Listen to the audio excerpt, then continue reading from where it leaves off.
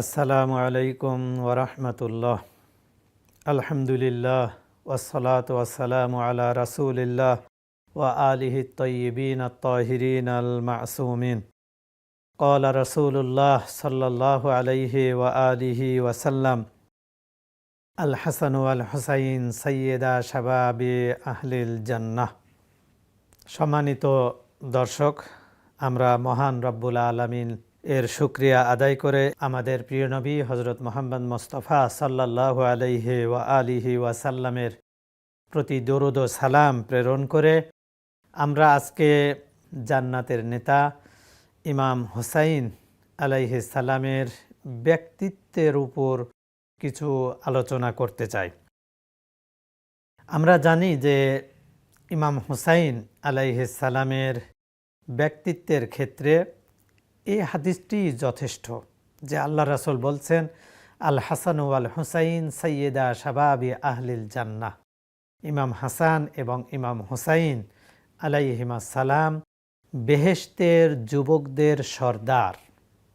যত মানুষ বেহেশতে যাবে সকল মানুষই কিন্তু কিয়ামতের দিন যৌবনকাল প্রাপ্ত হয়ে বেহেশতে যাবে। কোনো বৃদ্ধ মানুষ অথবা শিশু এরা কিন্তু বেহেশতে যাবে না। অর্থাৎ শিশু যদি ইন্তিকাল করে তবুও সেই দিন যুবক হয়ে বেহেশতে প্রবেশ করবে, বৃদ্ধ যদি ইন্তিকাল করে সেও সেই দিন যুবক হয়ে জান্নাতে প্রবেশ করবে। কেননা মানুষের যৌবনকাল হচ্ছে সবচেয়ে ভালো একটা সময়। তো এই বেহেশতের সর্দার হচ্ছেন ইমাম হাসান এবং ইমাম হুসাইন আলাইহিমাস সালাম। ইমাম হুসাইনের জীবনী আমাদের কাছে অত্যন্ত গুরুত্বপূর্ণ, সকল ইমামই গুরুত্বপূর্ণ, কিন্তু ইমাম হুসাইনের বিষয়টা বেশি গুরুত্বপূর্ণ এই কারণে যে ইমাম হুসাইন যে ত্যাগ স্বীকার করেছেন ইসলামের জন্য, এ ত্যাগ অনেককেই স্বীকার করতে হয়নি এবং তার ত্যাগ পৃথিবীর ইতিহাসে নজিরবিহীন এক ত্যাগ। আমরা আরও একটি বিষয় বলি, বাংলাদেশে যখনই মনে করে যে রাসূলের নাতি ইমাম হাসান এবং ইমাম হুসাইন, তখন মনে করে যে না, তারা তো শিশু, তাদের শিশুকালটাই আমাদের জেহেনে বেশি আসে। কিন্তু ইমাম হুসাইন কিন্তু যখন কারবালায় উপস্থিত হয়েছিলেন তখন তো কিন্তু শিশু ছিলেন না, বরং তিনি প্রায় বার্ধক্যে উপনীত হয়েছিলেন।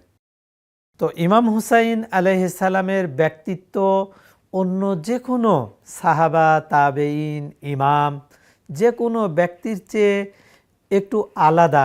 কেন এ ধরনের ব্যক্তিত্ব? ইমাম হুসাইন বলেছি আমরা যে ত্যাগ এবং যে শিক্ষা দিয়ে গেছেন তার নজির পৃথিবীর ইতিহাসে নাই।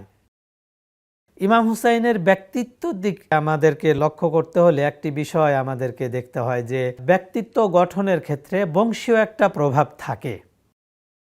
ইমাম হুসাইনের পিতা হচ্ছেন হজরত আলী কাররামাল্লাহু ওয়াজহু, মাতা হচ্ছেন জান্নাতের নেত্রী হজরত ফাতেমাতুজ জাহরা, নানি হচ্ছেন হজরত খাদিজাতুল কুবরা, নানা হচ্ছেন বিশ্ব মানবতার মুক্তির দূত হজরত মুহাম্মদ মুস্তাফা সাল্লাল্লাহু আলাইহি ওয়া আলিহি ওয়াসাল্লাম। তাহলে এ বংশের ফজিলত নিয়ে আলোচনা করার প্রয়োজন নেই, আমরা সবাই জানি। আর যে ব্যক্তি ইমাম হুসাইনকে নির্মমভাবে হত্যা করেছে নির্দেশ দিয়ে, তার বংশ পরিচয় কি? ইয়াজিদ। পিতা হচ্ছে মুয়াবিয়া, যে সাহাবার বিরুদ্ধে যুদ্ধ করেছে, সিফফিনের যুদ্ধ করেছে হজরত আলীর বিরুদ্ধে এবং অনেক বিরোধিতা করেছে ইমাম হাসানের বিরুদ্ধে, ইমাম হুসাইনের বিরুদ্ধে, হজরত আলীর বিরুদ্ধে। মুয়াবিয়ার পিতা হচ্ছে আবু সুফিয়ান, যে সারাটি জীবন আল্লাহ রাসূলের বিরোধিতা করেছে। মুয়াবিয়ার মাতা হচ্ছে হেন্দা, যে রাসূলের চাচা আমির হামজা রাদিয়াল্লাহু আনহু তাকে উহুদের যুদ্ধে নির্মমভাবে শহীদ করে তার বুক ফেড়ে কলিজা বের করে সে কলিজা চিবিয়ে খেয়েছে। তাহলে এ দুটি বংশ, এক বংশ হচ্ছে একদম নিষ্পাপ, আল্লাহ রাসূল এবং মহান আল্লাহর পক্ষ থেকে মনোনীত একটি বংশ, যাদের ফজিলত বর্ণনা করা আমাদের পক্ষে সম্ভব নয়। কিন্তু এর অপোজিটে যে বংশ এসে ইমাম হুসাইনের উপর জুলুম করতেছে, এ বংশ যার কোনো ফজিলতি আমরা কখনো খুঁজে পাই না, বরং তাদের অনেক দোষ, অনেক ত্রুটি, এবং এরা হচ্ছে এক অভিশাপ প্রাপ্ত বংশ। কখন থেকে ইমাম হুসাইনের উপর প্রেসার শুরু হয়? মুয়াবিয়া ইন্তিকালের পূর্বে ইয়াজিদকে খিলাফত লিখে দেয়। মুয়াবিয়া যখন ইন্তিকাল করে তখন ইয়াজিদ খলিফা হওয়ার পরেই নির্দেশ দেয় মদিনার গভর্নরের কাছে, মারওয়ান ইবনে হাকাম ছিল মদিনার গভর্নর, যে ইমাম হুসাইনের কাছে বায়াত গ্রহণ করতে হবে। ওয়ালিদ ইবনে মগিরা ইমাম হুসাইনকে তার রাজ দরবারে ডেকে পাঠায়। পাঠানোর পর ইমাম হুসাইন যখন সেখানে উপস্থিত হয় তখন তার নিকট থেকে বায়াত কামনা করে। কোন বায়াত? যে ইমাম হুসাইনকে ইয়াজিদের প্রতি আনুগত্য স্বীকার করে বায়াত করতে হবে। ইমাম হুসাইন বলেছিলেন, মিসলি লা ইউবায়ু মিসলা, আমার মতো ব্যক্তি তার মতো ব্যক্তির হাতে বায়াত করতে পারে না। কেন? ইমাম হুসাইন জান্নাতের সর্দার, নিষ্পাপ, ফজিলত সম্পূর্ণ ব্যক্তি। শুধু বলেননি যে আমি তো নয়, শুধু আমি নয়, আমার মতো কোনো ব্যক্তি তার মতো ব্যক্তির হাতে বায়াত করতে পারে না। তার মানে আজও ন্যায়পরায়ণ ব্যক্তি অন্যায়কারী, নির্যাতনকারী ব্যক্তির হাতে বায়াত করতে পারে না। যদি সেদিন ইমাম হোসেন বায়াত করতেনও তাহলে কি ক্ষতি হতো ইসলামের? কেন তিনি বায়াত করেননি? ইমাম হুসাইন যদি সেদিন বায়াত করতেন তাহলে কি হতো? অত্যাচারী খলিফাকে স্বীকৃতি দেওয়া হতো। আর জান্নাতের নেতা একজন ইমাম এ কাজ করতে পারেন না, এ কাজ করবেন না। কেননা তিনি হচ্ছেন মানুষের জন্য আদর্শ। আর তাছাড়া যদি সেই দিন ইয়াজিদির হাতে বায়াত করতেন ইমাম হোসেন ইয়াজিদি গভর্নরের কাছে, তাহলে তো দিন ক্ষতিগ্রস্ত হতো। মানুষ কোথা থেকে সত্য পেত? কার কাছে যেত? মানুষ কোথা থেকে রাসূলের সুন্নাত গ্রহণ করত? ইমামগণের কাছ থেকে আমরা রাসূলের সুন্নাত গ্রহণ করি। কেন? ইমামগণ হচ্ছেন নিষ্পাপ। ইমাম হাসান, ইমাম হুসাইন, ইমাম জৈনুল আবেদিন, ইনারা হচ্ছেন নিষ্পাপ। ইমাম আলী থেকে শুরু করে 12 জন ইমাম নিষ্পাপ, তাদের কাছ থেকে আমরা সুন্নাত গ্রহণ করে থাকি। আর ইমাম হুসাইন যদি সেদিন বায়আত করতেন তাহলে মানুষ গুমরা হয়ে যেত, পথভ্রষ্ট হয়ে যেত। মানুষ সত্য এবং মিথ্যার মাঝে যে পার্থক্য তা বুঝতে পারত না। যদি সেদিন বায়াত করতেন তিনি, তাহলে প্রকৃতপক্ষে জুলুমকে, নির্যাতনকে স্বীকৃতি দেওয়া হতো, বৈধতা দেওয়া হতো। কেন? আমরা ইতিহাস অধ্যয়ন করলে দেখি ইয়াজিদ এমন ব্যক্তি ছিল যে মদিনায় আক্রমণ করেছে। মদিনার মতো শহরে, মাদিনাতুন নবী পবিত্র শহরে আক্রমণ করেছে। আক্রমণ করে 3 দিন যাবত তার সেই অত্যাচারী সেনাবাহিনীর জন্য সবকিছু হালাল করে দিয়েছিল। সবকিছু, হত্যা, নির্যাতন, জেনা, ব্যভিচার, সবকিছু। এগুলো কোথায় পাওয়া যাবে? আপনারা পাবেন তারিখুল খুলাফা পড়ে দেখুন, 223 নম্বর পৃষ্ঠায় আছে এই বিষয়গুলো। এরপর ইয়াজিদ মক্কাতে হামলা করে ক্ষমতা দখলের জন্য। মক্কায় হামলা করে কাবা শরীফে আগুন লাগিয়ে দেয়, কাবা শরীফ পুড়িয়ে দেওয়া হয়। ইয়াজিদ ছিল এ ধরনের ব্যক্তি। আর ইমাম হুসাইন কি ধরনের ব্যক্তি? ইমাম হুসাইন হচ্ছেন রাসূলের তরফ থেকে নির্ধারিত ইমাম, আল্লাহর তরফ থেকে নির্ধারিত ইমাম।